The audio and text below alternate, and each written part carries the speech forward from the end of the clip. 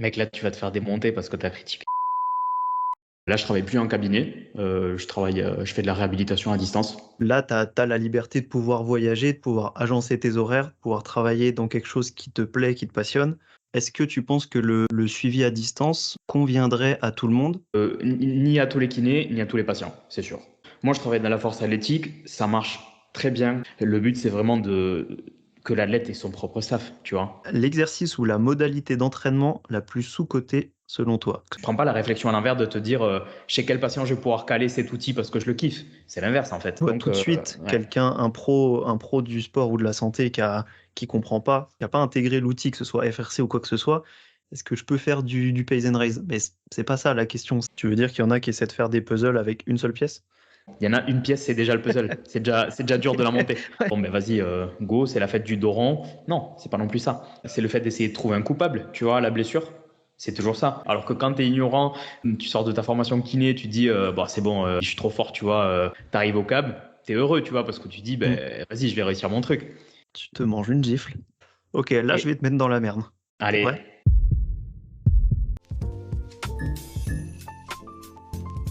Bienvenue dans Lifting Theory On Air, le podcast où nous plongeons au cœur de sujets variés autour de la performance, de la kinésithérapie et du développement personnel. Je suis Étienne et c'est avec plaisir que je vous convie à des discussions avec des invités passionnants dont j'admire les valeurs et le travail. Je vous souhaite une bonne écoute pour ce premier épisode avec Brian aka Relief Rehab. Aujourd'hui, c'est Brian qui me fait l'honneur d'être mon premier invité. Brian aka Relief Rehab sur les réseaux, tous les réseaux sociaux. Brian, comment ça va? ça va et toi? C'est moi Ça va, qui ai l'honneur, du coup, Étienne.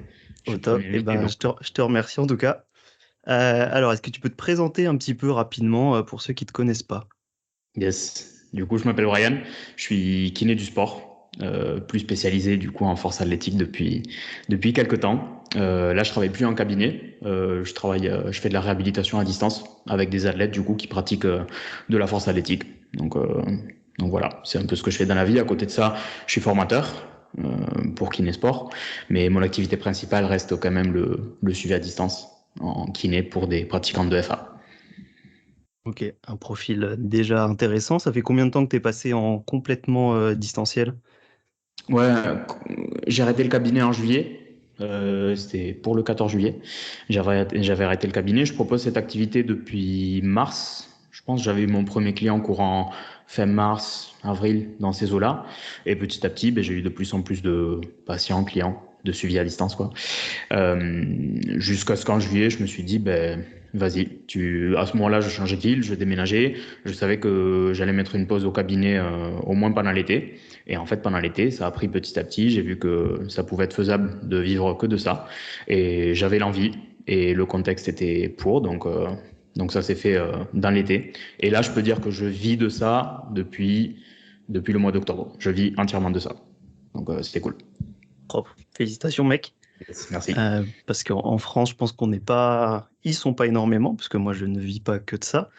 Les piliers, bon, bah, c'est Training Therapy et Fred Cossé et son équipe, hein. Les Mais du chefs. coup, les grands chefs, on les respecte, salut à eux. Mais ouais, en coaching, ça se fait depuis assez longtemps, le suivi distanciel, mais la kiné, c'est assez nouveau. Et en fait, on se rend compte que ça Hmm. se fait très bien. Et du coup, est-ce que la kiné en présentiel, en cabinet standard, on va dire, le 8h, 20h, te manque? Le système, non, c'est sûr.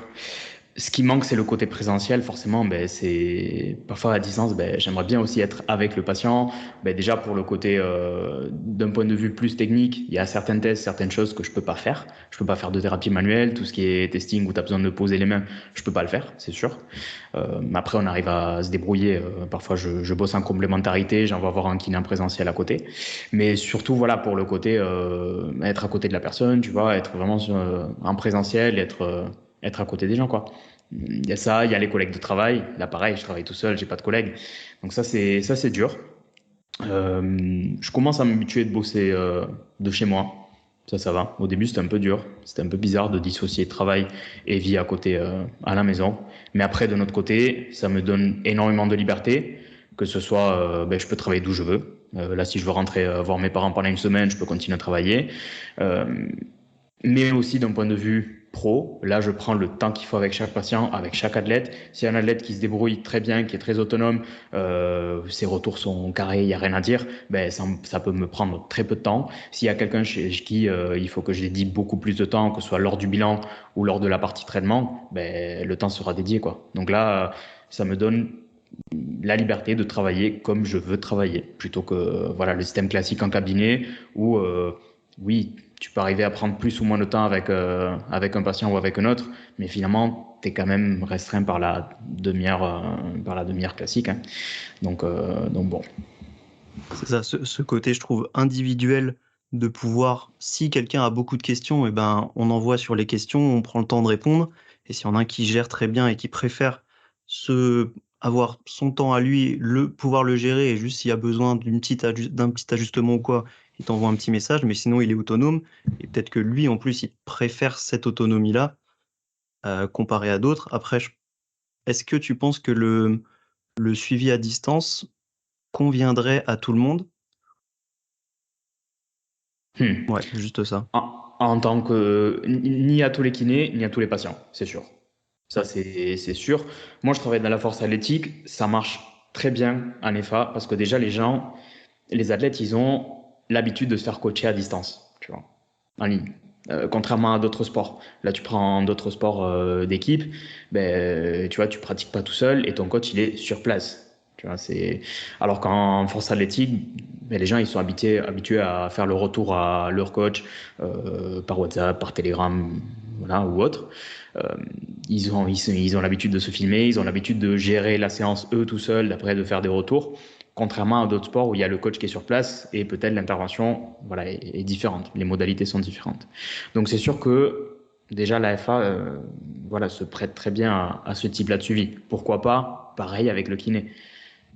Voilà, donc ça déjà ça marche bien pour ça. Et voilà, je pense pas que ce soit possible non plus pour tous les kinés, en fonction de nos préférences de traitement, même si j'ai pas de préférence, mais forcément il y a certains axes, certains outils que je maîtrise mieux que d'autres. Et ce que je maîtrise bien, ben, j'ai la chance de pouvoir le mettre en place à distance. C'est comme ça. C'est sûr que parfois il m'en manque par rapport à ce que j'aimerais faire en présentiel. Mais bon, là, on va en parler tout à l'heure. Je vais commencer à intervenir un peu en présentiel lors de certaines compétitions. Donc ouais, je dirais que c'est pas fait pour tous les kinés, c'est pas fait pour tous les athlètes non plus, c'est pas fait pour tous les pathos. Ouais, c'est clair. Moi, ça m'arrive d'envoyer, tu vois, je finis le bilan et je dis à la personne, ben, tu vas voir un kiné à côté qui fasse peut-être la partie thérapie manuelle, etc. Même s'il connaît pas le sport, c'est pas grave, tu viendras avec mon diagnostic. Et, enfin, mon diagnostic, c'est juste mon avis par rapport à ce qui pose problème. Lui, il aura des pistes déjà par rapport à quelqu'un qui connaît un peu plus le sport, qui a checké l'éventuelle pathologie, l'éventuelle problématique de la personne. Et, euh, et il mettra en place la thérapie manuelle pendant quelques séances, mais tu vas pas être obligé d'aller voir quelqu'un pendant 20 séances qui connaît pas ton sport, tu vois, et tu vas vraiment faire un travail spécifique à côté. Donc Ouais, voilà. totalement. Je suis assez d'accord avec ça. Évidemment que la kiné à distance pour un senior de 90 ans qui est à l'EHPAD, on l'a pas encore inventé, mais on sait jamais, on sait jamais. On sait jamais. Et ouais, du coup, je voulais te lancer sur le fait que j'avais vu quelques stories où tu étais venu à des compétitions et du coup, tu avais vu plusieurs athlètes qui allaient participer, monter sur le plateau et faire leur barre. Et du coup, tu avais pu leur donner un peu des conseils, donner faire des petits, un peu de thérapie manuelle, du quick fix, des trucs comme ça, qui les avaient, eux, boostés et peut-être mis en confiance pour leur barre. Et du coup, est-ce que tu pourrais nous donner un petit peu ton retour là-dessus? Yes, exactement. Ben là, j'étais au championnat de France de force athlétique qui avait lieu fin septembre. Euh, Là, donc, j'ai pu voir des athlètes de la compétition et aussi, j'avais le stand en fait juste à l'entrée du gymnase. Donc, il y avait aussi des gens externes qui venaient. Mais par exemple, du coup, les athlètes qui allaient participer à la compétition, je les ai vus dans deux contextes. Soit dans le cadre plus récup après leur compétition, dans le cadre plus récup, donc massage récup, ça, il y a pas de problème de ce côté-là. Soit parce qu'ils venaient un peu avant leur compétition, il y avait quelques jeunes qui traînaient à ce moment-là et ils voulaient voir ben, s'il y avait quelque chose à faire. Et forcément, on sait que la thérapie manuelle, c'est un super outil pour moduler les douleurs à court terme.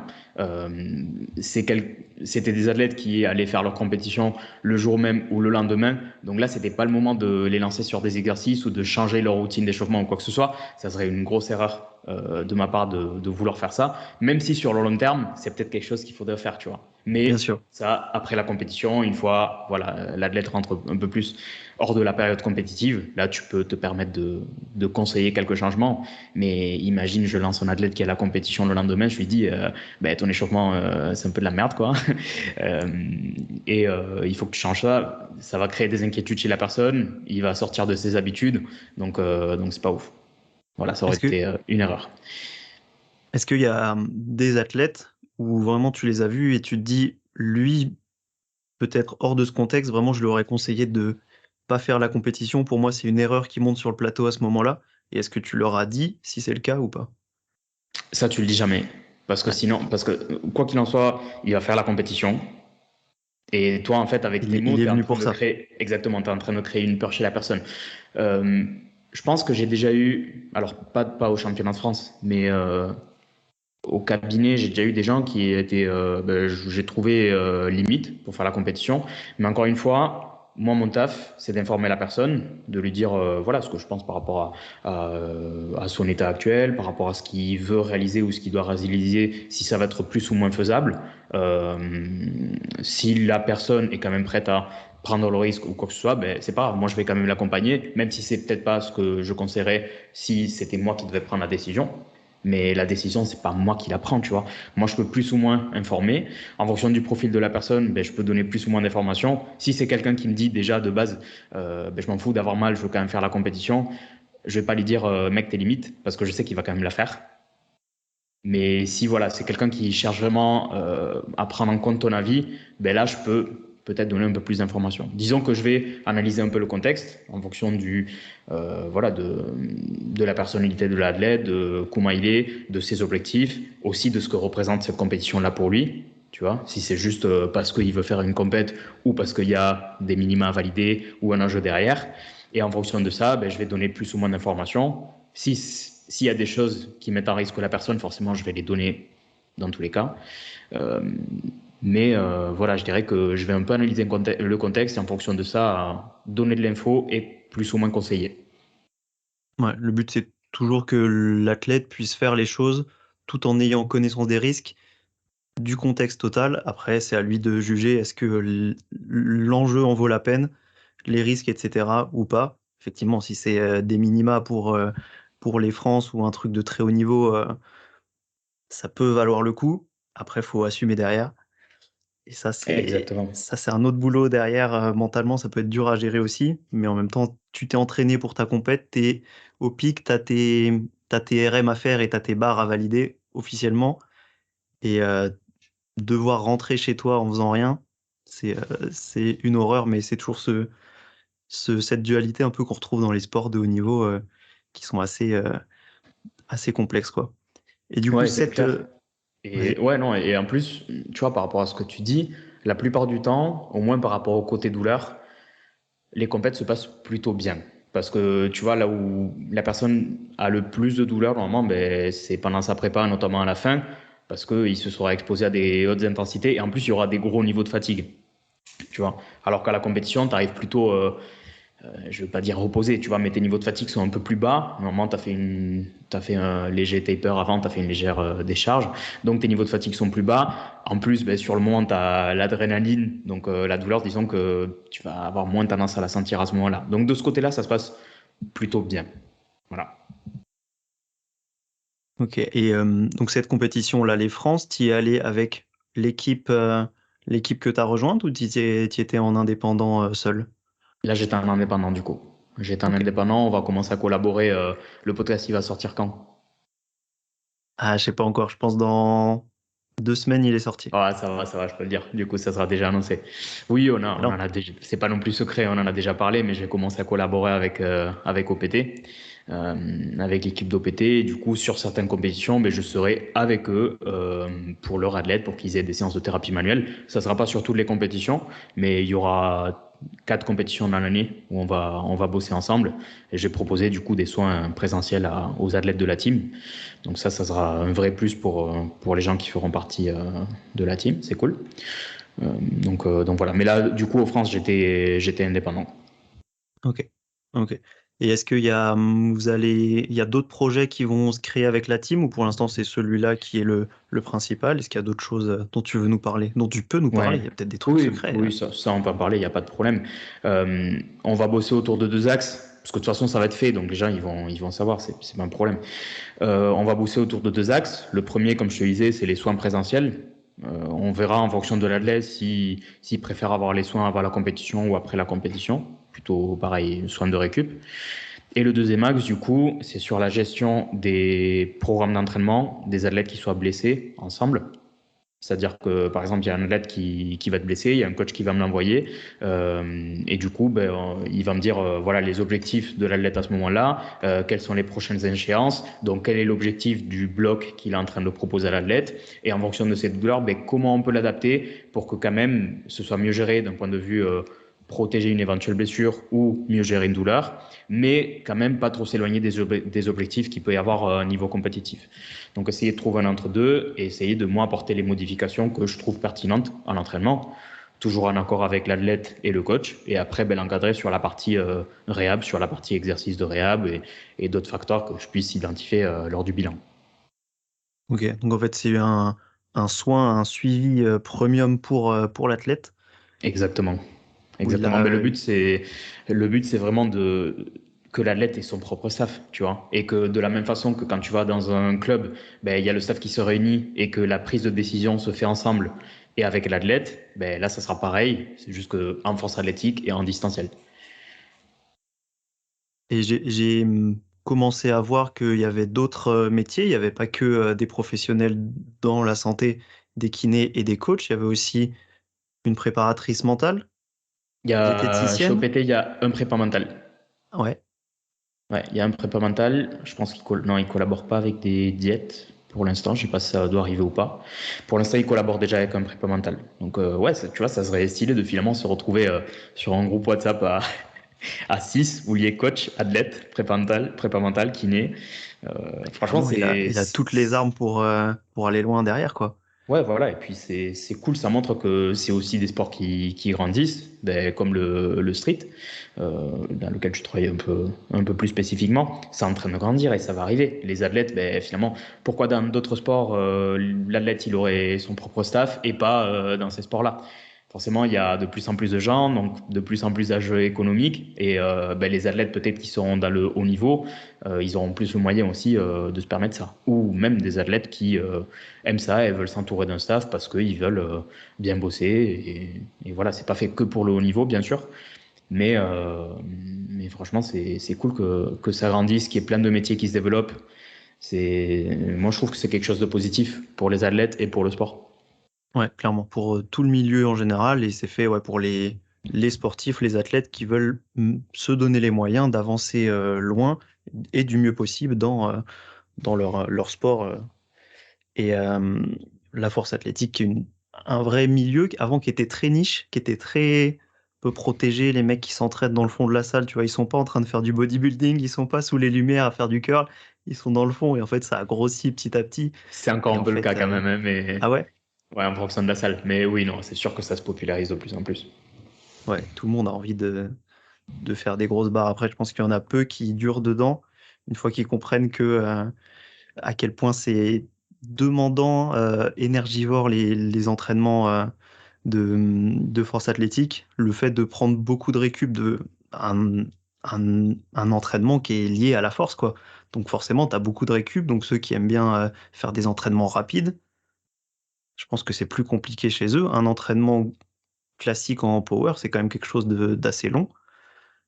Et toi, qu'est-ce qui t'a orienté vers la force athlétique?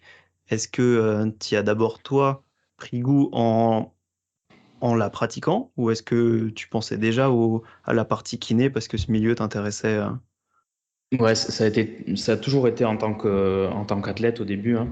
Bon, moi je pratique la musculation depuis un petit moment là, depuis quelques années.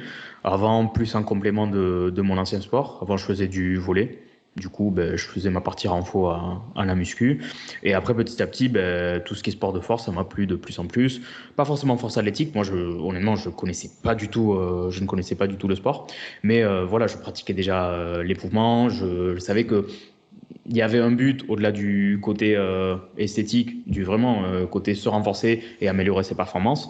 Et en fait, quand j'ai découvert ça et quand j'ai découvert qu'il y avait un sport sur lequel c'était le principe même, je me suis dit, voilà, ça peut être sympa, je vais essayer.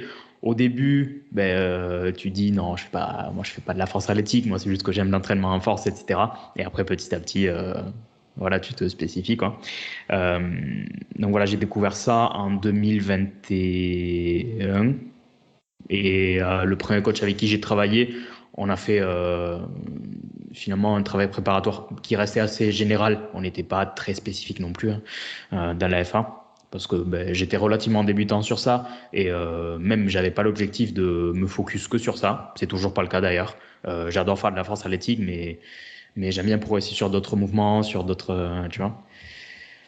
Et là, je suis coaché par Alexis et en fonction du bloc, on peut être plus ou moins spécifique, mais voilà, c'est pas non plus mon but. Moi, j'aime travailler ma force, mais pas forcément que dans les mouvements de compétition. Et je vois plus la compétition comme une façon de valider ce que je fais à l'entraînement. Et après, petit à petit, forcément, il y a des connaissances que je fais à la salle. Les gens, ils viennent au cabinet, parce que le cabinet où j'étais était à côté de une des salles où il y a tous les power qui s'entraînent à Toulouse, ou pas mal. Excellent. Ouais, et en fait, moi, j'aime pas trop communiquer. Je suis pas arrivé, j'ai dit, ouais, les gars, j'ai le cabinet à côté, venez chez moi, quoi que ce soit. Mais en fait, j'ai commencé à avoir une ou deux personnes qui le savaient, qui sont venues au cabinet, qui après étaient satisfaites, qui m'ont fait un peu de pub à la salle. Et après, je me suis retrouvé vraiment des journées au cabinet où j'avais 7 ou 8 athlètes quoi, de la salle, donc c'est quand même pas mal. Et c'est là où, en parlant pareil, avec des athlètes pendant la séance, il y en a qui me mentionnaient le fait de, mec, il faut que tu communiques dessus, il faut enfin, créer un profil Insta, créer un truc, mais il faut que tu partages ce que tu sais faire. Il n'y en a pas beaucoup de kinés qui soient spécialisés là-dedans, donc ça serait cool si tu communiques dessus. Et c'est là d'où est venue l'idée de bosser dans ça. C'est vrai que sur les réseaux, on a pas mal de pages athlètes, même des kinés, hein, mais qui mettent en avant plutôt leur côté athlète dans la force et qui vont moins axer sur le côté conseil de réhab vraiment spécifique là-dessus. Forcément, plus tu passes du temps à faire quelque chose, meilleur t'es là-dedans. Donc si tu passes du temps à t'occuper de forceux en kiné, bah, t'es meilleur là-dedans. Et donc ça, même si le power a explosé ces dernières années, je trouve que le côté kiné est encore assez niche et assez peu développé. Et quand on voit ton profil Insta, moi, n'importe quel réel que je vais regarder, je vais apprendre un truc avec toi. Et donc ça, c'est vraiment archi quali et bah, du coup, félicitations pour ça. Yes, merci. Et j'ai envie de dire, si tu as eu tous les forceux de la salle à côté qui sont venus chez toi, c'est juste que tu fais du bon boulot, mec, hein. Si tu voulais pas, fallait faire moins bien ton taf, c'est tout. J'essaye de faire au mieux pour tout le monde. Je n'ai pas 100% de réussite, hein, forcément, ça serait mentir. Mais je pense que je n'ai même des patients avec qui, pas que ça s'est pas bien passé, mais que peut-être on n'est pas arrivé à réussir ses objectifs en termes de réhab, que la réhab s'est pas trop bien passée. Je pense que j'ai quand même apporté quelque chose à la personne et la personne me faisait ce retour-là où elle vraiment elle sentait que moi j'avais essayé de voilà de tout donner de mon côté, de mettre tous les moyens de mon côté pour que la personne aille mieux et ça je pense que personne peut me le reprocher et c'est le but. C'est ok le résultat c'est important forcément on va pas se mentir hein. Les gens ils viennent quand tu as des bons résultats et quand ils entendent que tu as des bons résultats mais moi je vais tout donner pour la personne et ça les gens ils le sentent que après tu aies tort ou pas les gens ils sentent que tu as tout donné quoi. Ouais, c'est ça. Ils viennent.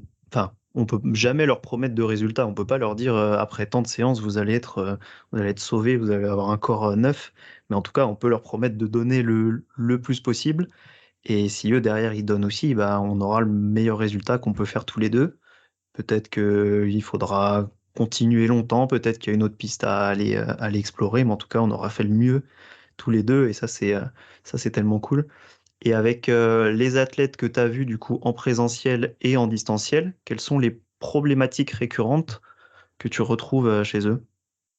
Ouais, finalement, je pense que ça. Voilà, là, je commence à avoir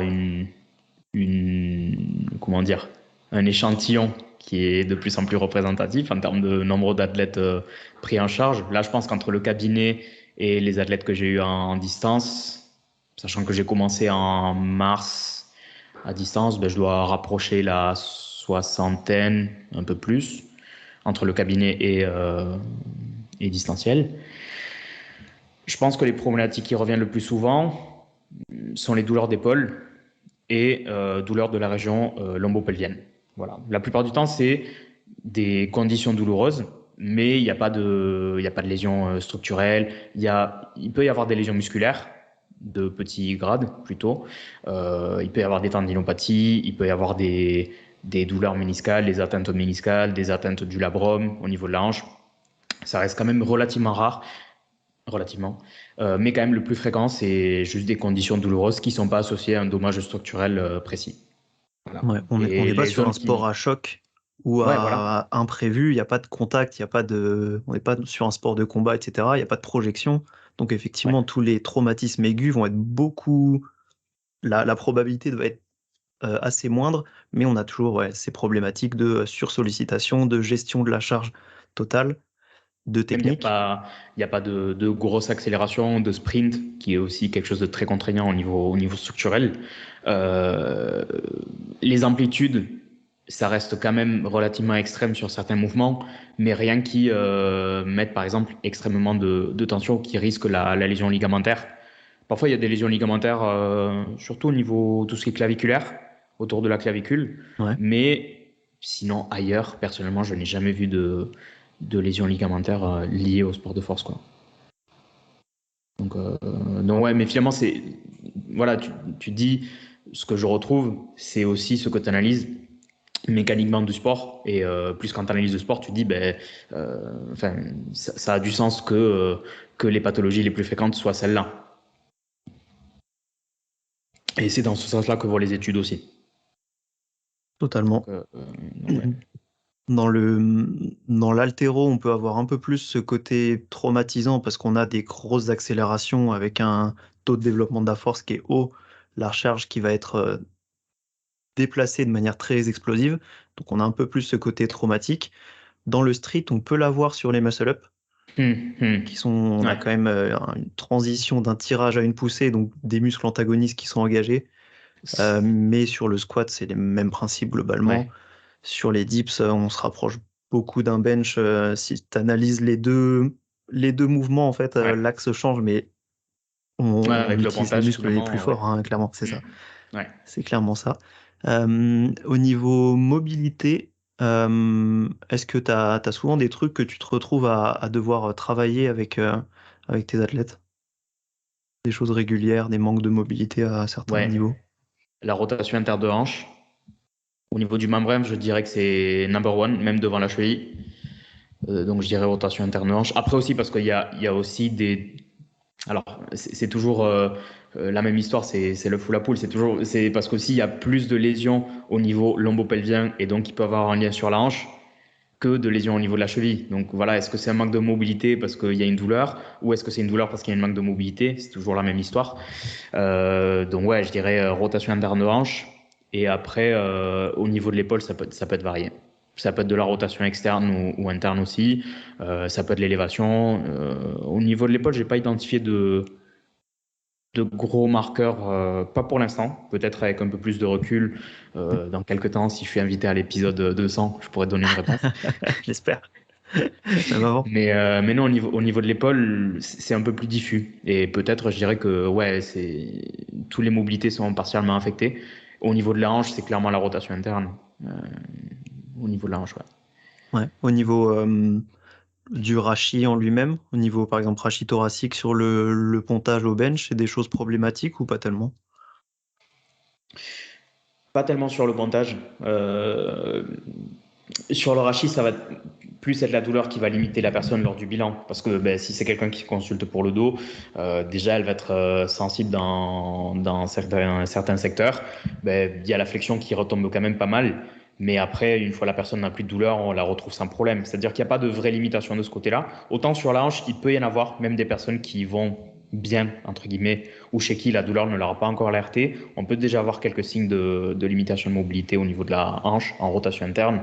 Au niveau du dos, c'est un peu plus rare. Et je dirais que c'est plus le fait de ne pas bouger le dos dans plein d'autres axes et de ne pas stimuler ton corps dans d'autres axes qui pose problème que vraiment un manque de mobilité quand on teste. Tu vois.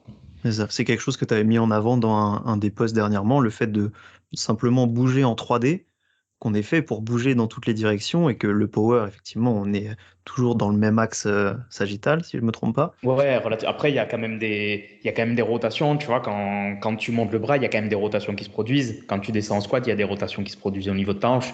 Visuellement, tu le vois pas. Mais du coup, s'il y a des rotations qui se produisent, pourquoi tu t'entraînerais pas de façon un peu plus spécifique dessus, tu vois? Pour qu'après, ça te pose pas problème sur ton sur ton mouvement global. Pardon, je t'ai Totalement. coupé. Non, c'est bon. Tu m'as coupé, mais complété. Et donc, les forceux, bosser vos rotations internes de hanche, ça vous préservera sans doute de certains soucis. Ok, est-ce que Brian, tu as des projets, toi, de compétition dans la force athlétique ou tu restes du côté staff pour l'instant? Pour l'instant, du côté staff, j'ai déjà fait des compétitions, mais il y a pile un an. Je crois que c'était le 2 novembre 2022. Donc, ouais, il y a le côté compétition qui me manque un peu. Je veux pas trop perdre l'expérience en compétition, ou au contraire, je veux en gagner, même si le je m'adapte bien au contexte compétitif. Déjà, je suis pas dans le haut niveau, et c'est pas quelque chose qui me pose problème quand voilà de gros stress pré-compétition, des trucs comme ça. Mais je veux quand même pas perdre trop l'expérience. Et puis même c'est cool, tu partages des moments avec d'autres athlètes sur le plateau. Si t'es accompagné par ton coach, c'est vraiment c'est un moment fort aussi. Donc non, c'est un moment vraiment chouette. Pour l'instant, c'est pas encore prévu. Déjà parce que les places partent hyper vite pour les compétitions. Là, Ah ouais, ben, je j'aurais savais bien pas. voulu en faire une là ce week-end, sans objectif particulier, mais juste avec l'objectif de en faire pour gagner de l'expérience en compète. Les places partent très vite, ouais. Et du coup là, bon, je vais partir un peu en vacances. Après, il y a Noël, je vais pas être chez moi, donc les entraînements, je vais pouvoir les faire, mais pas dans la même salle. Enfin, chez moi, il y a vraiment du matos pourri. Donc je pense que je vais attendre mars. Mars, ça va être une bonne période, mars-avril, d'un point de vue professionnel, personnel, pour m'impliquer un peu plus sur ça. Ok, donc mars-avril, on a un record de France qui est le kiné le plus fort de France qui monte Moi, sur le plateau. je peux pas faire de record de France, je suis pas français. Ah, c'est quoi? Mec, moi, je suis andorran. Ah Je oui, viens d'Andorre. d'accord.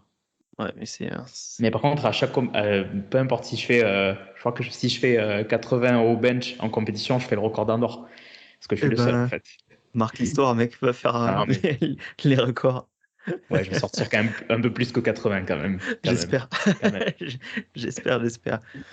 Là, dans ton entraînement actuel, donc quels sont les objectifs de l'entraînement actuel? Comment il est construit à peu près, quoi, sans forcément rentrer dans les détails. Yes, ben là on est un peu, on est quand même loin de la période compétitive du coup, et on se concentre voilà un peu plus sur développer d'autres qualités, de se faire aussi fort sur des variations. Donc là par exemple sur le bench, ce bloc-là j'ai du Larsen, le squat j'ai du high bar, j'ai du 3CT, j'ai du 3CT au deadlift aussi. Merci Quelle, Alexis. Ouais, quelle ouais, horreur. ouais, voilà, merci. On est d'accord. Donc bon, le but c'est de me torturer, hein, l'entraînement c'est ça, clairement.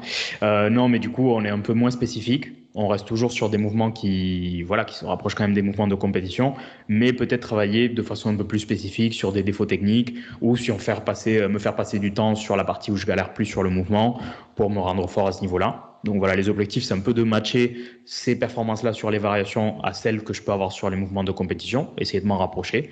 Et après, quand je vais reprendre les mouvements de compétition, en théorie, ça devrait exploser.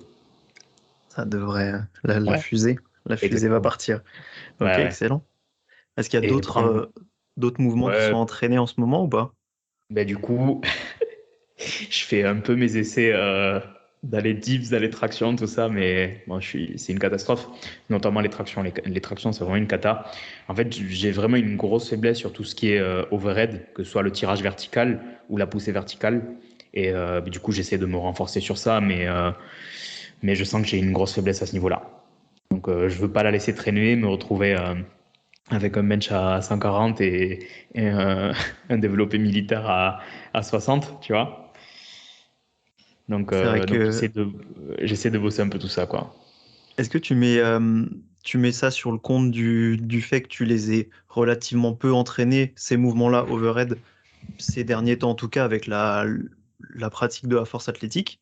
Est-ce qu'il y a d'autres facteurs est-ce que le volet, je pense qu'il n'y a pas tellement d'impact, mais est-ce que au niveau de ta morphologie, tu penses que tes leviers influent là-dessus?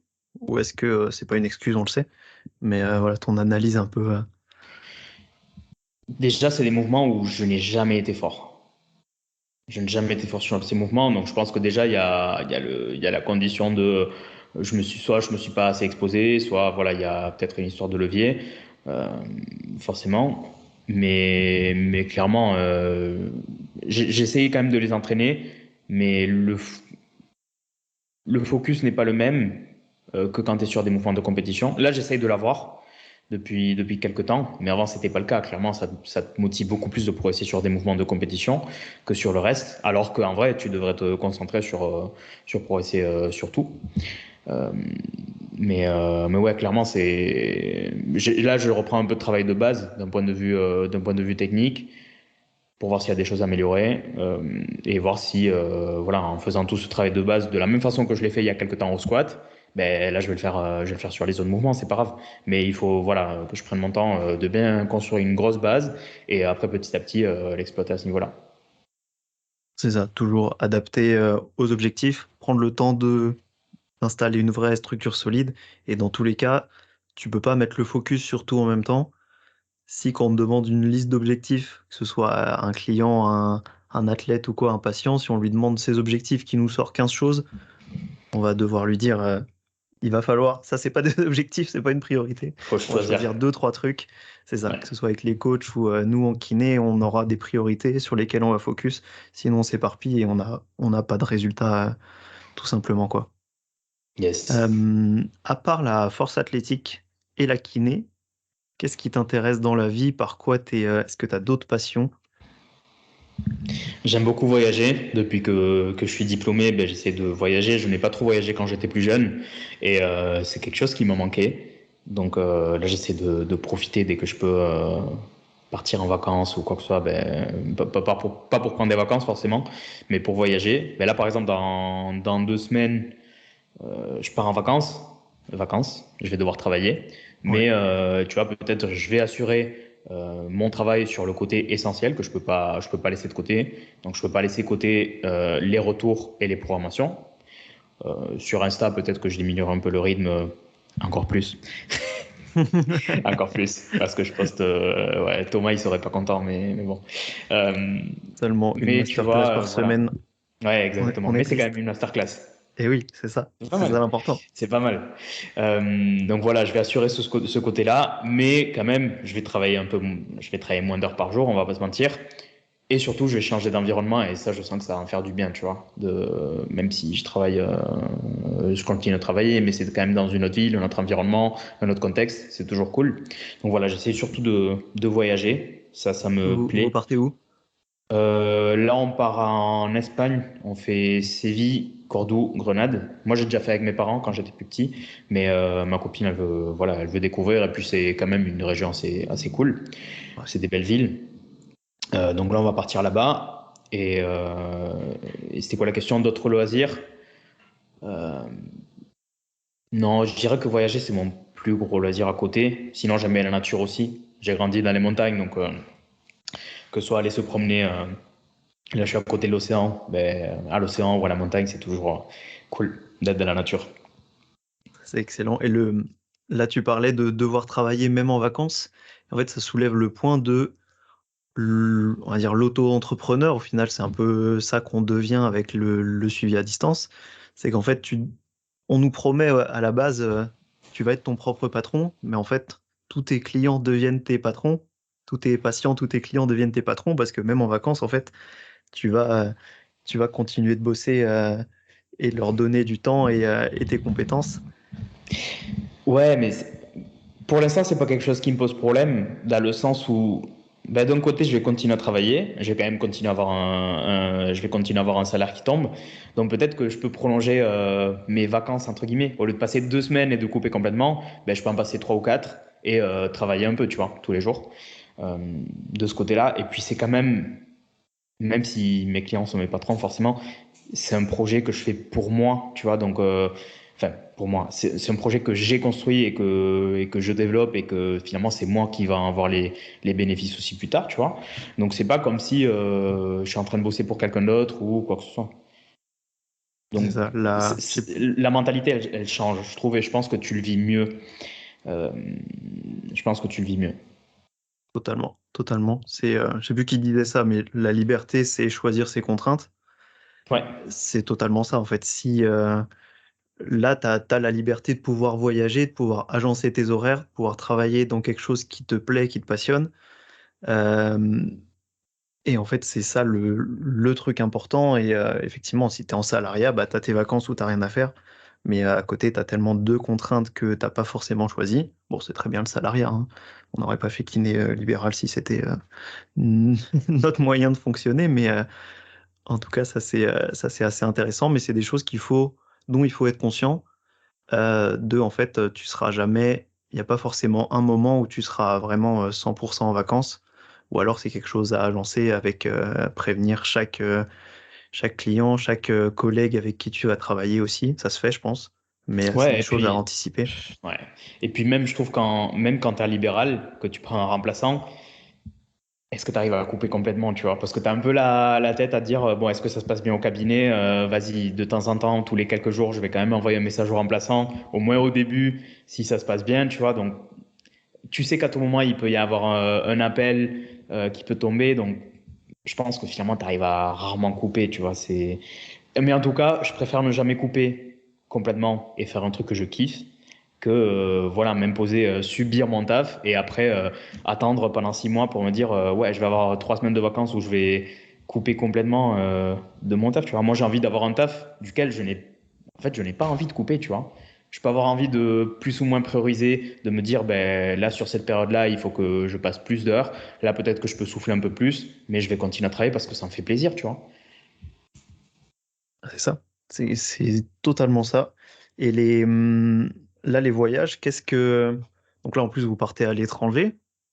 Qu'est-ce que tu cherches dans les voyages? Qu'est-ce qui te drive là-dedans? Qu'est-ce qui te booste là-dedans? Changer d'environnement dans le sens où ben, tu vois, ben, soit d'autres climats, soit d'autres façons de vivre, tu vois, qui finalement tu ne vois pas tant que ça dans les capitales. Dans les capitales, on vit un peu tous pareil, je trouve, même s'il y a des différences quand même. Mais tu vois, une autre culture, pas croiser tout le temps les mêmes gens et du coup, ben, pas croiser tout le temps les mêmes problèmes, tu vois, que tu peux voir dans la rue, que tu peux voir partout. Et après, tu as tout le côté forcément culturel. Donc sur le côté, ben, tu vas faire des musées, tu vas faire des visites, voir des monuments, des trucs comme ça. Ce qui finalement, je trouve pas le plus impressionnant. Finalement, quand tu arrives dans une ville, tu t'attends à visiter le monument que tu veux visiter. Tu arrives devant, tu dis ouais, c'est beau, mais tu vois, au bout de 10 minutes, tu plus le truc. Ouais, Donc exact. finalement, je pense que c'est plus l'expérience, tu vois, et la personne avec qui tu vas partager le voyage, si tu voyages avec quelqu'un, ce que tu vas manger aussi. J'adore la bouffe, donc on va pas se mentir, tu vois. C'est pour C'est ça, trop important. c'est pour ça que je fais que voyager en Espagne, en Italie, tu vois. Pour moi, la bouffe, Exactement. ça suffit comme raison de Ouais, voyager. ça le justifie. Donc voilà, je dirais que c'est ça, ce que vraiment tu retiens ou t'emportes chez toi. Ok. Et est-ce que tu as, on va dire, je vais te demander là ton top 3 voyages de rêve. Ça peut être un que tu as déjà fait, qui est déjà accompli. Et est-ce qu'il y en a il y en a d'autres qui sont sur la liste ou pas? Oh, le Japon, j'aimerais trop. Je kifferais trop faire le Japon. Japon, Amérique du Sud, parce que ben, mon papa, moi j'ai des origines d'Uruguay et j'aimerais bien découvrir Uruguay, Argentine. J'aimerais bien découvrir ça. Donc j'irai ces deux-là. Et après, en trois, Nouvelle-Zélande. Je pense qu'il doit y avoir des beaux paysages aussi là-bas. Donc, je dirais ces trois-là. Ouais, des vrais trucs bien dépaysants. Moi, Ouais, c'est des voyages, je pense qu'il faut que tu prévois une bonne durée là-bas, au moins du 3 semaines, je pense. c'est Apparemment, le clair. Japon, un de mes meilleurs amis vient de partir à Tokyo. Il m'a dit il faut rester un mois juste à Tokyo pour Bon, avoir un tout petit échantillon, quoi. il n'y a pas de problème, ça sera avec plaisir. Il y a le réseau là-bas, c'est bon. Vous aurez toujours votre kiné de force athlétique qui sera avec vous, même là-bas. Même moi au Ok, Japon. Ouais. excellent les voyages. Ouais, t'es déjà parti où sinon? J'ai pas fait tant que ça, mais du coup j'ai fait pas mal l'Espagne avec mes parents. Ça s'est transformé en un podcast de voyage incroyable. Ouais, J'ai fait l'Espagne, j'ai fait l'Italie 2 fois. J'avais fait, quand j'étais en équipe nationale de volley à l'Andorre, j'avais fait l'Islande, mais on avait fait que Reykjavik. On n'était pas allé partir, on n'était pas parti voir toute la beauté qu'il peut avoir naturelle. Et on avait fait Chypre, mais pareil, on était dans une ville bof. Donc, euh, donc voilà, c'est tout ce que j'ai fait. C'est pour ça que j'ai envie de voyager. ok. Et Il j'ai y fait en a Londres. qui. J'ai fait Londres aussi. Voilà. Ok, bon, j'ai été moins enchanté par Londres. Ouais. Effectivement, c'est peut-être la tempête qui est actuellement qui me fait, qui me fait me dire que Londres n'est pas ma nouvelle priorité. J'ai déjà fait. Ok, eh ben, écoute, on va passer à la liste des questions plus ou moins rapides. Il y a des trucs très rapides, il y a des trucs plus ou moins profonds. Tu développes Allez, ce que tu as envie de développer. let's Ta go. meilleure musique pour PR. Oh, ça dépend de la période, tu vois. Là, je suis sur de la musique classique. Pour tes PR? Ouais, là, en fait, Incroyable. je sais pas, c'est l'émotion avant, ou tu vois, je vais plus chercher ça. Ça dépend du mood. Mais ça peut être aussi. Alors, laisse-moi réfléchir. J'ai pas de musique fixe pour père. J'en ai pas. Ça peut être du métal ou de la musique classique, on va dire. Ou du Ok, trap. incroyable, Mais musique classique. j'ai pas de chanson fétiche, tu vois. J'ai pas Ok, de truc ok. que je me dis, je mets à chaque fois cette chanson ou quoi que ce soit. Ça dépend de mon mood. Ok, intéressant. Moi, j'ai eu ça avec du Iron Maiden, tu sais, où tu sais Ouais. à quel moment le drop il part. Enfin, le Ah ouais, drop le du mec coup, est parce qu'on chaud. est dans du métal, mais Oui, oui, oui, oui. t'as tout Et ton tu vas intro, tout commencer ton ta setup qui se routine, place, c'est ouais, ça, tu sais incroyable. quand te placer, et là, Après, si tu loupes, si ça bug, si t'as un message au milieu, c'est fini. Mais ok, la musique classique, ça me fait penser à tes. Sur YouTube, t'as des best-of de musique où c'est genre. Le titre, c'est Tu es un vilain dans un château Ah hanté, ouais, et c'est que ah des ouais. musiques, c'est ça? Ça, c'est incroyable. Ça, c'est incroyable. Ok. Ton exercice préféré, Le squat, le squat, l'exercice que tu c'est le détestes. roi. Que je déteste, overhead press. Forcément, Parce que, c'est eh oui, l'overhead press. Mais c'est même, tu toujours vois, en ça. termes de sensations, j'arrive pas à trouver, même si je suis nul, j'arrive pas à trouver des bonnes sensations, tu vois, au-delà de ça. Donc, c'est pour ça que j'aime pas. Mais c'est un super exercice. Et c'est pour ça que je ne veux plus le détester, tu vois. C'est pour ça que je l'entraîne. Parce que, voilà, ça devrait pas être mon exercice le plus détesté. Sinon, je dirais les biceps, les curl biceps. Je déteste travailler ça. C'est pareil, c'est chiant. Je déteste travailler ça. Et tu vois, même si je devenais fort sur ça, je pense que je le détesterais toujours. Alors que sur l'overhead press, le jour où je vais prendre des bonnes sensations, ben, je sais que je vais kiffer, tu vois. Les biceps, je sais que ça sera jamais le cas.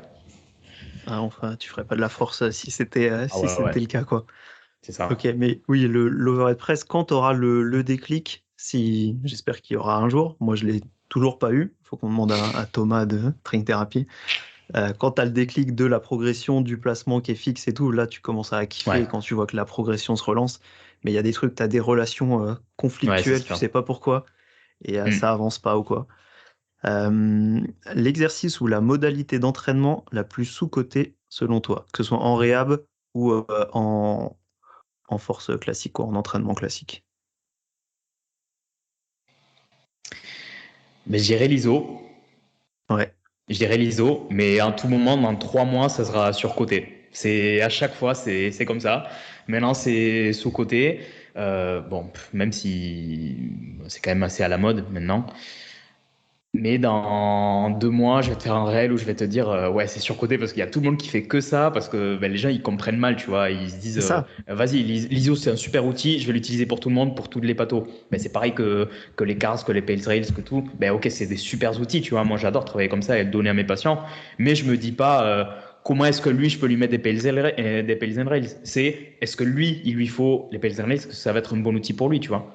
Enfin, tu prends pas la réflexion à l'envers de te dire chez quel patient je vais pouvoir caler cet outil parce que je le kiffe. C'est l'inverse en fait. Exactement. Et tu vois Donc, tout de suite ouais, quelqu'un, un pro du sport ou de la santé qui comprend pas, qui a pas compris, qui a pas intégré l'outil, que ce soit FRC ou quoi que ce soit, et ça se voit quand il parle, quand il s'exprime ou quoi. Est-ce que je peux faire du Pays and Raise? Mais c'est pas ça la question, c'est pourquoi tu en as besoin. On m'a ouais, demandé ça hier à un client qui s'est blessé au genou. Il m'a demandé est-ce que je peux faire du Pays and Raise? Ben, je lui ai dit ouais, mais mm, peut-être, mais pourquoi? C'est quoi l'intérêt derrière? Et c'est toujours ça.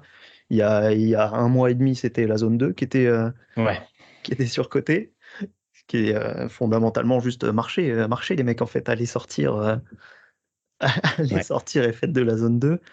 On avait quoi, il y a quelques années, on a toujours eu des trucs comme ça, incroyables, qui ont explosé chez tout le monde et qu'on voyait partout.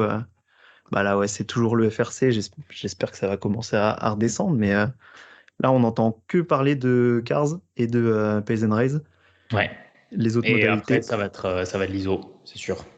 ouais, Ça va être l'ISO, je l'ISO. pense aussi. Mais ça en fait chier parce que j'aime Overcoming, bien l'ISO pour le Yielding. coup. Ouais, ouais, c'est trop bien. C'est trop Mais bien. c'est toujours la pub qui en est faite qui est gênante. Ah ouais, Ouais. c'est comme ça, on aura Du coup, toujours des. ouais. Je trouve que c'est un super outil pour le coup parce que en fait, t'as tellement de bienfaits, surtout dans les sports de force, ça reste quand même relativement spécifique parce que tu es quand même sur des mouvements où t'as pas énormément de vitesse et qu'en fait sur l'ISO, ben, tu peux travailler toutes les parties, soit que tu vas délaisser, soit sur lesquelles tu es un peu plus à risque, mais que pendant les mouvements, tu passes pas énormément de temps. C'est là où tu vas te permettre de cumuler un peu plus de temps, par exemple sur la partie basse du bench, qui est là où il y a le plus de contraintes, mais c'est là où tu passes pas énormément de temps non plus. Juste le temps d'attendre qu'on te donne le press et voilà, une fois tu as sorti de ton amplitude, ben, tu la bosses plus. Donc finalement, tu passes pas tant de temps dessus. Et c'est en même temps celle qu'il faut bosser le plus. Donc l'ISO, ça te permet de faire ça. Dans un niveau d'intensité que tu choisis si tu es sur de l'overcoming. En termes de sécurité, le placement, tu peux le faire, tu peux se mettre en bloquant avec les sécu. Donc tu vois, t'as pas, contrairement à une excentrique supramaximale, t'as pas à te mettre en risque, tu vois. Ouais. Donc je trouve que ça a énormément de bénéfices, tu vois. J'adore le côté spécifique de l'isométrie. Tu peux placer la tension où tu veux, à l'endroit que tu veux. Tu peux jouer légèrement. Je sais pas si on prend l'exemple du. Je fais beaucoup d'isométrie sur les épaules. Je trouve ça super utile. Et sur une rotation externe, bah, tu vas pouvoir jouer 1 degré d'abduction, 1 degré d'extension derrière et 1 degré de rotation. Tu vas pouvoir placer pile là où tu veux la tension, là où tu sais qu'il y en a besoin. Et c'est quasi impossible avec un mouvement dynamique. Euh, Et donc ça, c'est tellement cool. Il y avait un Fred Cossé qui avait posté un réel sur les effets anti-hypertenseurs de l'isométrie. Ok, Super intéressant. C'est quelque chose que je connaissais pas du tout. ouais, Je crois qu'en 20 minutes, il faisait sa séance globale de ok, l'étude qu'il avait sortie. Il faisait leur séance en 20 minutes sur plusieurs modalités, des choses assez simples puisque c'est pas forcément pour des grands sportifs, mais des gens qui se remettraient à l'activité, qui auraient des problèmes d'hypertension artérielle. Et en 20 minutes, tu le répétais avec assez fréquemment dans la semaine, parce que ce n'est pas quelque chose de très fatigant ni très traumatisant pour les articulations. Et en fait, tu avais des effets assez rapides et vraiment significatifs sur l'hypertension, qui était vachement intéressant. Alors qu'on met beaucoup le cardio, la zone 2 ouais. en avant, et en fait, le renfort a ses utilités. Et donc ça, c'était ouais, super intéressant. Mec, là, tu vas te faire démonter parce que tu as critiqué la zone 2. J'espère Ah que tu es merde. prêt à la pluie Ah, merde. de haters qu'il va y avoir. On a attaqué, on a défendu l'isométrie pour l'instant, mais on a attaqué la zone 2. Et Non, c'est merde. très bien la zone 2, mais Bah oui, comme tout, c'est un outil, c'est pas magique. exactement. Sachez les utiliser. Ok, là, je Et vais te mettre dans la merde. T'es allez, prêt? on T'as va. une phrase pour résoudre le débat du dos rond au deadlift. Ok. Est-ce que je peux avoir 2 phrases? Vas-y. Vraiment, pas plus. La technique est importante, virgule. J'ai pas fini ma phrase. Euh, mais il n'y a pas qu'une seule bonne façon de le faire. Point. Fin de la première phrase. Et la deuxième phrase, qui du coup est un accord, mais en même temps paradoxal, c'est la technique n'est pas le seul facteur déterminant, mais ça ne veut pas dire qu'on peut faire n'importe quoi. 2 phrases. Très bien. Parfait. Je pense que tout est dit. Méditez ça. Et je pense que je vois pas. Enfin, si, forcément, il y a toujours des gens qui sont en désaccord. Mais on est d'accord. Les 4 points traités, en fait, pour moi, ça résout le débat. Dans le sens où tu peux faire du dos rond, ça dépend de ta tâche, ça dépend de ton contexte en tant qu'athlète. Tu peux le faire. Peut-être tu vas pas le faire pour toutes les tâches. Si tu es sur un max et que tu n'as pas des bonnes prédispositions pour le faire, tu vas pas le faire. Ou même si tu as des bonnes prédispositions, peut-être que ta tâche elle va être trop sollicitante si tu le fais dos rond. Mais au contraire, qu'est-ce que tu vas faire? Tu vas jamais entraîner le dos rond parce qu'un jour ça va t'arriver.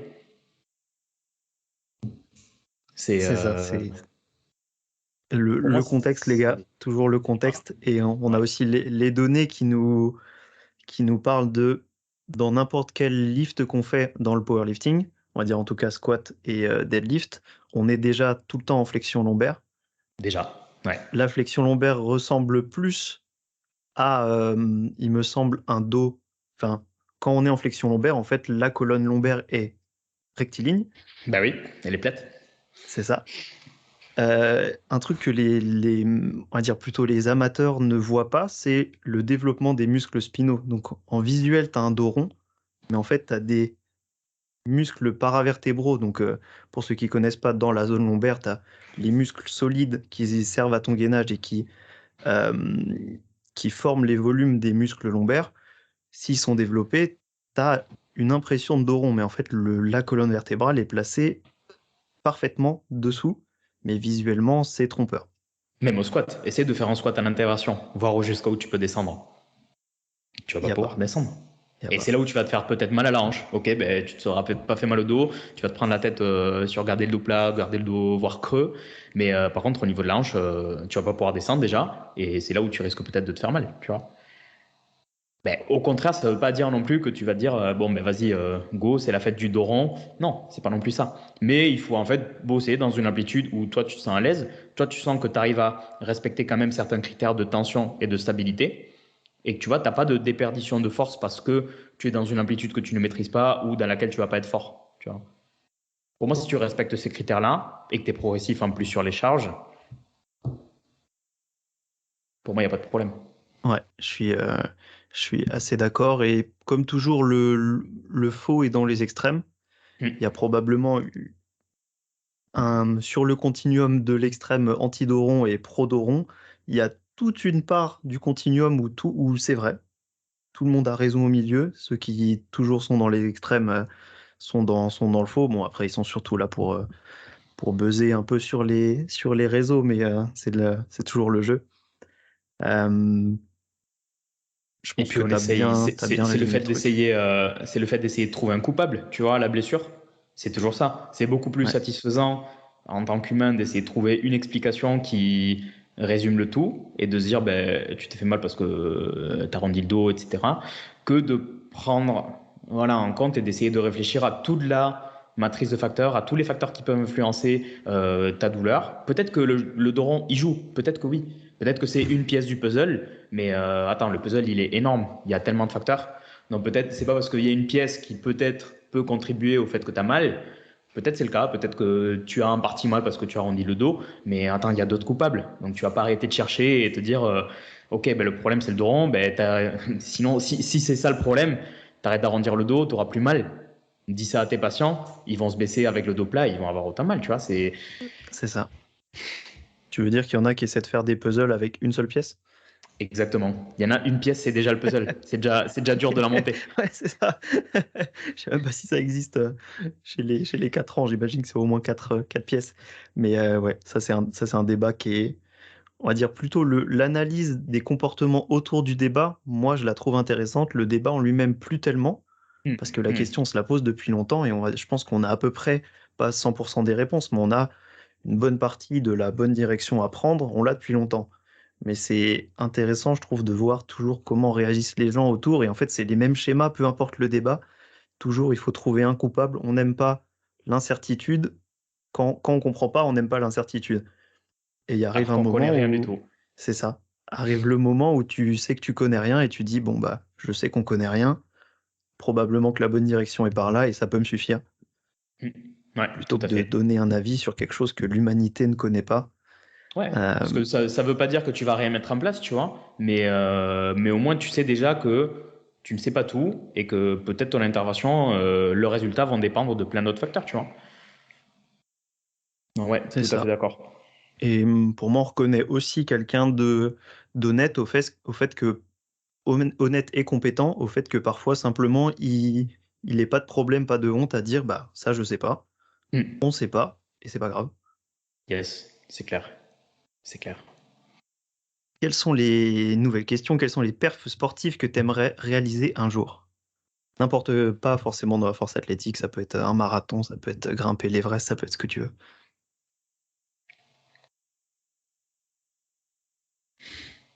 100 kilos à l'overhead press, mon pire ennemi. Le mien aussi. C'est ambitieux. C'est ambitieux, mais je vais dire ça pour pas dire des trucs liés à la F1. Et sinon, j'aimerais bien un jour faire un semi parce que je n'ai jamais été à l'aise en course à pied, je n'ai jamais été bon. Et allez, je vais te dire semi pour l'instant. Un semi, ok. Mais bon, une fois que tu auras fait un semi, tu sais très bien que Ouais, l'étape mais d'après, c'est moi, tu vois, un semi, ça me paraît énorme. Quand je vois mon niveau en course à pied, tu vois, ça me paraît ouais. énorme. Je dirais ça. Ouais, je dirais ça. Ces deux trucs-là. C'est vrai que c'est des trucs qui sont l'endurance, c'est des trucs qui sont tellement opposés au continuum endurance-force, on va dire, que l'effort est tellement pas le même et on est sur un truc tellement, enfin, bon, on va dire la force c'est mental. Il faut un mental extrêmement solide pour envoyer tout ce que tu as sur 1 seconde et demie, voire 4, 5 des fois sur un gros grind. Mais mettons un semi-marathon, qui est quelque chose, je pense que tu le feras un jour, si tu t'y mets un peu, tu vas le faire sans problème, mais c'est un truc où tu forces, on va dire pendant 2 heures, prendre une moyenne, pendant 2 heures, tu vas devoir forcer, Ouais. comparé à 1 seconde et demie en force athlétique, c'est un autre effort, mais c'est aussi des choses super Ouais. intéressantes, je trouve. Sachant que je pense qu'il faudrait en parler peut-être avec quelqu'un qui court. Mais je pense que, ouais, voilà, si tu te lances par exemple sur un semi, en vrai, t'es pas fatigué les 15 dernières minutes, t'es fatigué bien avant, tu vois. Donc tu vas devoir mentalement, tu vois, te dire, ben, je vais continuer, même si je suis fatigué, même si je commence à avoir un peu mal partout, ben, je vais continuer encore pendant 1 heure ou pendant 1 heure et demie, tu vois. Ça, je pense, pour moi, c'est hyper dur. Donc c'est pour ça que j'aimerais bien peut-être m'exposer plus tard. Voilà. Carrément, bah, je te le souhaite. En vrai, il y a des choses dures, et en fait, tu sais, t'as les murs, t'as plusieurs murs, Hmm. selon la théorie, c'est selon les filières énergétiques dans lesquelles tu puises. Tu as plusieurs murs quand tu passes de la filière glucidique à beaucoup oxydative, Hmm. glucidique et lipidique. Là, tu as un mur parce que ton rendement énergétique, il est moins bon. Hmm. Et donc là, ça devient dur. Mais en fait, si tu passes juste ce seuil-là qui va durer 10 minutes, Ouais. après, tu es là, tu te dis, putain, mais en fait, j'ai jamais été aussi bien alors que ça fait 1 heure et demie que tu cours. Bon, après, tu as tes articulations qui te rattrapent, mais C'est clair. c'est quelque chose de super intéressant aussi. Euh, Est-ce que tu es plutôt un couche-tard ou un lève-tôt? De base, j'étais couche-tard et maintenant je suis lève-tôt. Et depuis un bon petit moment. Et franchement, je le vis beaucoup mieux. J'ai l'impression que les journées sont plus longues. On fait jamais de bonnes choses la nuit. Et je vois ce Moi, que je le tu vois veux comme dire. ça. La, Parce que la même si nuit, tu travailles, tu vas devant des écrans et du coup, ton sommeil il sera de moins bonne qualité, tu vois. ouais, c'est vrai. Mais Batman, il chasse la nuit, mec. C'est vrai. C'est vrai. C'est mon argument. Je peux pas. Là, j'ai rien à dire. Là, tu as niqué le débat là. Le perfectionnisme, pour toi, c'est une qualité ou un défaut?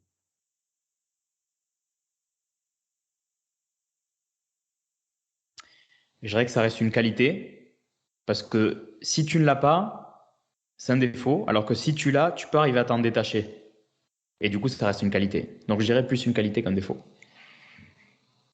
Tu vois? Qualité, Si tu l'as pas, si ouais. tu l'as pas, c'est sûr que tu peux pas t'en détacher, mais tu peux pas t'y Oui. attacher non plus. Alors que quand tu l'as, ben, ok, peut-être ça peut te perturber, ça peut te pénaliser, mais avec du travail, je pense que tu peux arriver à t'en détacher. Donc, j'irai une Ok. qualité.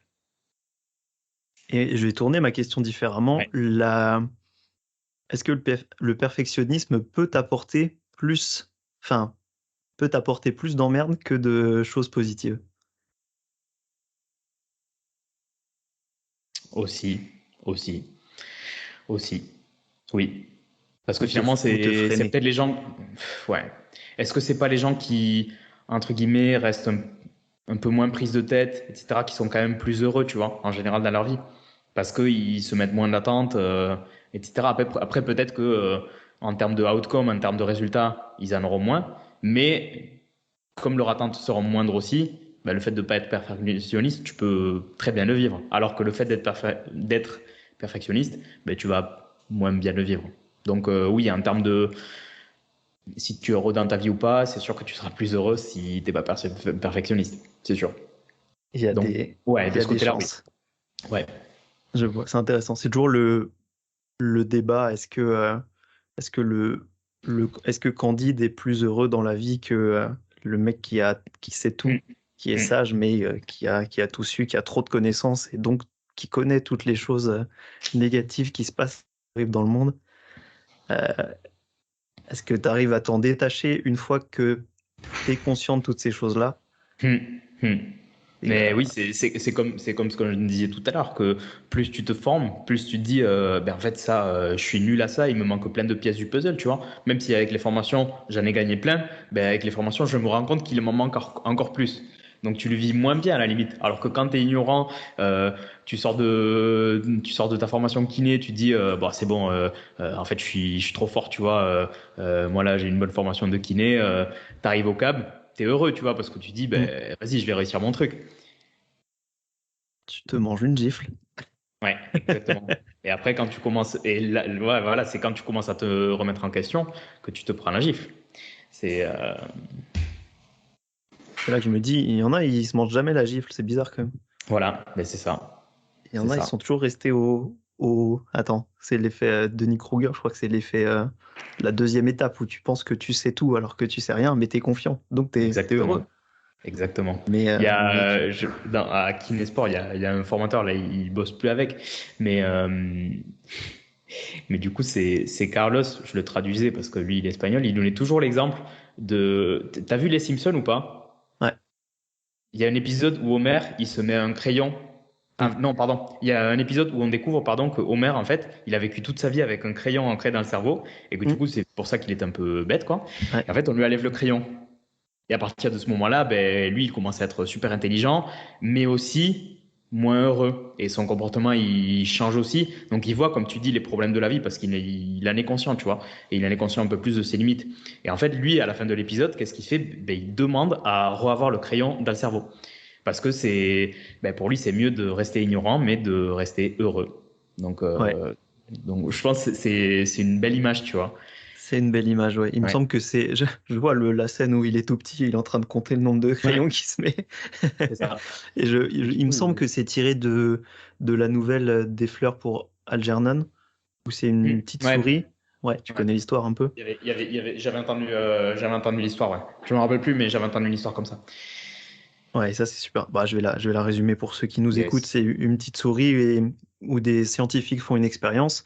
Ils trouvent une molécule qui lui injectent et la souris devient beaucoup plus intelligente que les autres souris. Ok, et donc ils se disent, ok, on a trouvé un remède contre la bêtise entre guillemets, on va dire. Ils prennent un gars qui est un peu simplet et ils lui donnent la molécule et donc effectivement le gars devient super intelligent, il découvre plein de choses, il apprend plein de choses, mais pareil, ils se rendent compte de la réalité qui est peut-être plus triste que la réalité dans laquelle ils vivaient avant, sans avoir autant de conscience. Et on se rend compte à la fin que la souris redevient petit à petit bête, malgré le fait qu'ils augmentent les doses. Et donc lui, il voit la souris et il sait déjà qu'il va revenir à sa condition d'avant. Et il me semble qu'il n'est pas moins heureux de revenir à sa condition d'avant. Exactement. C'est une Donc belle histoire. si vous ne voulez pas être triste, Arrêtez d'écouter ce podcast. Parce que vous allez Arrêtez. apprendre plein de choses. J'allais dire quitter les réseaux, mais non, restez sur Ouais. sur les réseaux, mais allez sur une autre page, quoi. Brian, si tu pouvais voyager dans le temps, t'irais dans le passé ou le futur, et pourquoi? Dans le passé, je dirais, je suis beaucoup plus curieux et optimiste aussi en vrai pour ce qu'il peut y avoir dans le passé que dans le futur. Je ne sais pas à quand, mais c'est sûr que je voyagerai plutôt dans le passé. Parce que je trouve que c'est intéressant d'essayer de comprendre euh, comment le monde d'avant est devenu le monde de maintenant, tu vois. Plutôt que de me dire, ouais, vas-y, je vais voir ce qu'il y a dans le futur. Sinon, si tu sais ce qui va se passer, ta vie, enfin, je trouve que Ça a tu la moins vis pas d'intérêt. pareil. Oui, voilà, ça a moins Si ce que tu d'intérêt. vois dans le futur est pas chouette, tu te dis Exactement. merde. Exactement. Et j'ai l'impression que de vouloir retourner dans le passé, c'est plutôt une réponse de quelqu'un qui est euh, assez pessimiste de notre futur à nous, où, entre guillemets, tu sais déjà qu'on va pas dans la bonne direction, donc Ouais. tu préfères retourner voir ce qui se faisait avant pour voir, ah, mais en fait, peut-être ils avaient déjà compris ce qu'on a oublié aujourd'hui et qu'on va réapprendre je ne sais quand. Mais Exactement. je trouve que c'est une question intéressante. Nouvelle question, qu'est-ce qui te fait perdre la notion du temps? Le sport. Le sport et passer du temps en famille. C'est les deux choses, je dirais, que vraiment, en même temps, c'est ce qui me passionne, ce que je profite le plus dans ma vie et qui me font perdre la notion du temps, clairement. Ok, super intéressant. Est-ce que tu as des regrets? Que ce soit, Non, on va dire, dans ta carrière de kiné, dans peut-être les formations que tu as fait, les chemins que tu as empruntés, dans ta carrière sportive ou autre. non, forcément, c'est sûr qu'il y a des moments où je me dis, ça, j'aurais pu faire les choses mieux, mais qui j'étais à l'époque a déterminé la façon aussi dont j'agissais, tu vois. Donc, finalement, c'est ça. Je suis assez, comment dire, déterministe, tu vois, dans le sens où si j'ai pris les mauvaises décisions à un moment donné, c'est parce que sur le moment, ben, pour moi, c'était la meilleure décision, tu vois. Donc non, j'ai pas de regrets. Et puis sinon, j'en serais pas là où j'en suis maintenant. Et je suis quand même heureux de ma vie maintenant. Donc je vois pas pourquoi j'irais améliorer peut-être une décision que j'ai prise avant, qui peut-être finalement sur le long terme ne m'amènerait pas là où je suis maintenant, ou moins bien de ce que je suis maintenant, tu vois. Donc non. Parfait. C'est sage tout en... Même s'il y a eu des erreurs, ça t'a amené là où t'es et t'es heureux de là où t'es. Donc Exactement. t'as appris et tu t'es adapté. Il y a peut-être plusieurs Yes. chemins qui t'auraient mené au même endroit, mais celui-là avait l'air plutôt, plutôt cool du coup. Exactement. Question empruntée au Quai Suisse Chaud. Allez, écoutez le Quai Suisse Chaud. Si tu pouvais passer une journée avec une personnalité vivante ou pas, qui tu choisirais?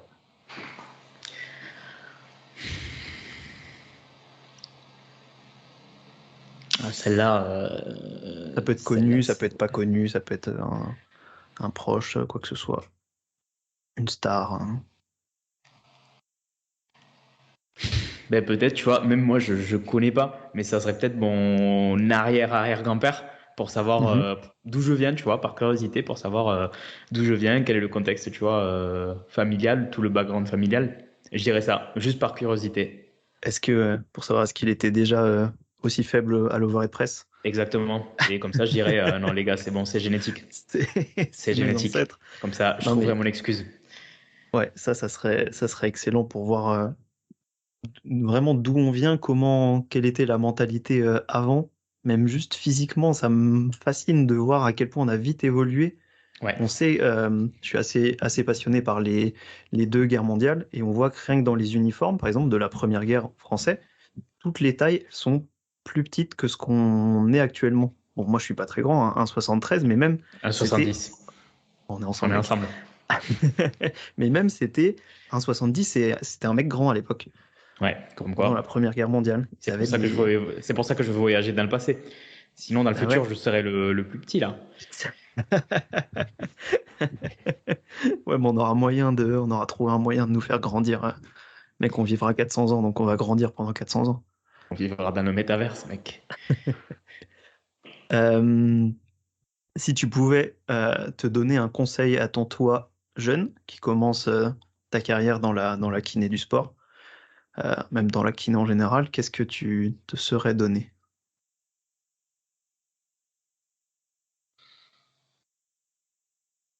Reste toujours curieux et continue de marcher dans le chemin, même si tu sais pas ce qu'il y a après, tu le traceras toi-même, tu vois. Mais reste curieux, je dirais ça. Une fois que tu perds la curiosité, c'est là où tu passes sur la pente de descente, quoi. Toujours. C'est ça. Ouais, je suis totalement d'accord. Une fois que tu penses que ce que tu sais déjà est acquis et que tu sais tout, tu te fermes Ouais, toutes les portes. Et le fait juste d'être curieux, ça, c'est une des plus grandes qualités dans ce monde parce que ça amène à la remise en question derrière. Puisque tu vas être Hmm. fermé à aucune nouvelle idée. Donc toi, tu vas te dire, OK, peut-être que ça, je peux améliorer ça, je peux améliorer ça. Dans la science qui, en plus, ne fait qu'avancer dans notre métier en particulier, c'est encore plus, enfin, même c'est un devoir, mais c'est Ouais. encore plus important. OK, très, très bon conseil. Quel est Est-ce que tu as un film ou une série préférée et pourquoi? Film Interstellar Mhm. de Nolan. Très Euh, bon choix. ouais, la première fois que je l'ai vu, vraiment, ça m'avait touché d'un point de vue plus narratif, etc. Ben, j'ai trouvé j'ai bien accroché au film. Et tu vois, d'un point de vue émotionnel et tout, quand même, c'est assez fort. Donc c'est un film qui m'a marqué. Euh, je me le mets pas tous les 2 semaines parce que c'est pas non plus facile à encaisser, Ouais, mais c'est pas les et même Simpsons. oui, voilà, exactement. Mais c'est un film qui quand même m'a marqué. Et série, en ce moment-là, en vrai, on va prendre un truc un peu plus utile. The Office, je trouve ça exceptionnel.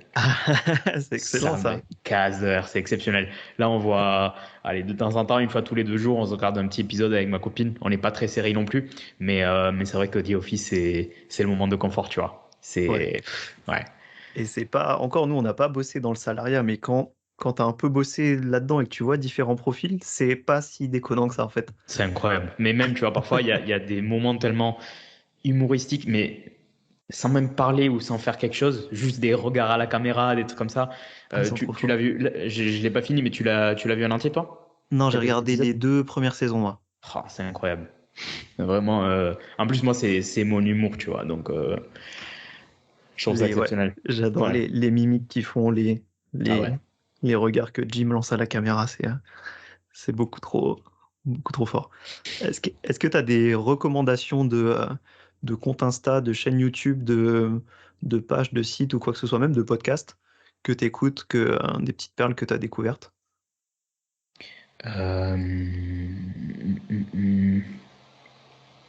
En compte Insta, allez, en kiné, ben, je dirais, je pense que tu l'as su aussi, ou t'as reposté. Léona. Ouais, Léona Sport Kiné. Elle fait un truc, franchement, c'est hyper quali ce qu'elle fait. ouais, grave. Euh, Et en plus, là, il est en train de booster, d'un peu plus envoyer ouais, plus fréquemment. Et ouais, il y ouais. a Franchement, toujours des tonnes c'est d'infos hyper dedans. quali. C'est hyper quali ce qu'elle fait. Donc, je dirais elle. Il y a qui d'autre sur Insta? Euh, Lifting Theory, qui maintenant n'est plus kiné pratique. Le podcast, il va s'appeler comme Changer. ça d'ailleurs. Ouais, je pense lifting theory on air, je pense. Ok, On verra si on garde ça, mais donc forcément, un Lifting Theory. Donner de la force à Johan aussi. Johan, il ouais, fait un taf Johan. monstre, en vrai. Johan, il fait un taf monstre. À ce moment-là, je lui ai dit, mec, là, tu fais que des masterclass, là. Donc, si vous êtes kiné ou sportif, un peu plus orienté CrossFit, Johan, Physio RX, je sais pas, Physio RX, je sais pas s'il y a un Ouais, tiré ou. YOAN-8 Ouais. physio PHYSIO et RX. Et Johan, mec, je pense qu'il faudrait que tu le ramènes au podcast parce qu'il y a des trucs, je pense qu'il a des trucs stylés à dire et même, tu vois, j'aime bien sa façon de travailler, sa façon d'aborder les choses. Donc, ouais, franchement, Johan, allez, je vais dire ces comptes-là parce que sinon, Ok, ça fait très trop. bien, très bon choix. Et voilà, c'est déjà pas mal. C'est déjà prévu. Ouais. Ils viennent. Excellent, ça me va. Pour conclure, Brian, où est-ce qu'on peut te suivre? Et quels sont les projets à venir que tu as envie de nous teaser, même si tu nous as déjà parlé de pas mal de trucs au tout début? Mon projet, je peux pas trop teaser, mais c'est Ok, déjà pas mal pour ce que j'ai ça va vu. venir, ça va venir. Ouais, ouais, ça Restez va à venir. l'affût. Ça va venir. Où est-ce qu'on peut me suivre? Relift Rehab sur Insta. Je pense qu'il y a, je sais même plus s'il y a un point ou un tiret au milieu. Je crois que c'est relift.rehab. Je crois que c'est un tiré, mec. Je l'ai vu tellement de fois que j'ai déjà oublié. Incroyable. Ça, c'est un point, c'est un point. Un point, oui, Relief.rehab. voilà. Ouais, c'est le relift.rehab. Moi, j'étais presque convaincu. Relift.rehab sur Insta et sur YouTube, Relift Rehab. 100 points, je crois. Ouais, mais bon. De toute façon, ils peuvent trouver de mon Insta, ils peuvent tout trouver. Donc, surtout sur Insta, c'est ce que j'utilise le plus. Ok, donc allez le suivre et puis on reste à l'affût pour les prochains projets qui vont arriver. On vous dit à la prochaine. Brian, merci d'avoir été le premier invité. Et puis, salut à tous. On se voit pour le prochain podcast. Ciao. Merci à toi, c'était super cool.